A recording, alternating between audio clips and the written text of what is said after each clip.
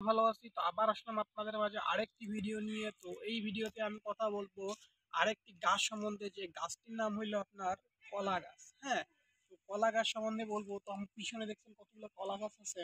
তো এই কলা গাছ সম্বন্ধে আপনাদের বলবো। তো কলা কিন্তু আমাদের একটা ফুল ফলের গাছ, যেটা হলো আমাদের দেশে খুব কিন্তু জনপ্রিয় একটা ফল, যেটা খাইতে কিন্তু অনেক সুস্বাদু এবং এটা অনেক পুষ্টিগুণ আছে কলা গানে। হ্যাঁ, কলায়।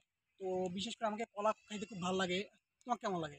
ভালো লাগে, অনেক ভালো। আমার কলা খেতে খুব ভালো লাগে, এবং আপনাদের কীরকম লাগে এটা অবশ্যই জানাবেন কমেন্টে যে আপনাদের কীরকম লাগে।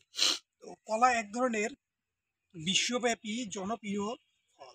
তো সাধারণত উষ্ণ জলবায়ু সম্পূর্ণ দেশসমূহে কলা ভালো জন্মায়। তো তবে দক্ষিণ পূর্ব এশিয়ায় কলার উৎপত্তি স্থল হিসেবে পরিগণিত। বাংলাদেশ সহ পৃথিবীর বহু দেশে কলা অন্যতম প্রধান ফল।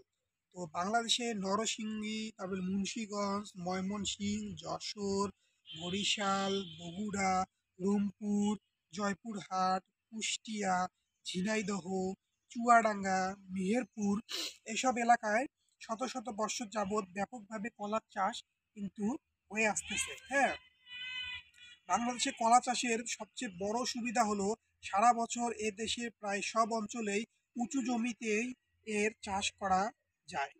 পার্বত্য এলাকায় বন কলা, তারপর হলো বাংলা কলা, তারপর হলো মামা কলা সহ বিভিন্ন ধরনের বুনা জাতের কলার চাষ হয়।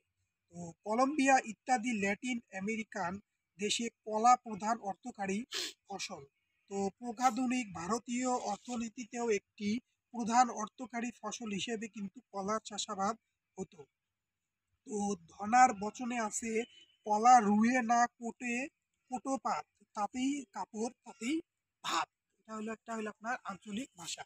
সেটা আমরা বলতেছি কলা রুইয়ে না কোটো কেটো পাত, তাতেই কাপড় তাতেই ভাত। মানে কলা এতটাই একটা হলো পপুলার একটা ফল, যেটা হলো আপনার সবখানেই সব বছরে সব সব মানে সব মাসে পাওয়া যায়।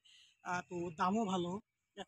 এখন মনে হয় হালি মনে হয় 40 টাকা না 30 টাকার মতো, এরকম মানে সব বছর পাওয়া যায়, মানে সব বছর পাওয়া যায়, এবং এর দামও অনেক বেশি। তো অবশ্যই জানাবেন কাদের কাদের এটা ভালো লাগে। তো অবশ্যই জানাবেন, এবং কাদের কাদের কলা বাগান আছে এবং সেখান থেকে তারা কত কি পরিমাণ কলা পায় মূলত মানে কত পরিমাণ কলা পায়, সেটা আপনারা বিক্রির জন্য করেন নাকি আপনারা খাওয়ার জন্য করেন, এটা অবশ্যই জানাবেন। তো যদি বিক্রির জন্য করেন তাহলে আপনারা কি পরিমাণ মুনাফা অর্জন করেন এই কলা থেকে, সেটাও জানাবেন।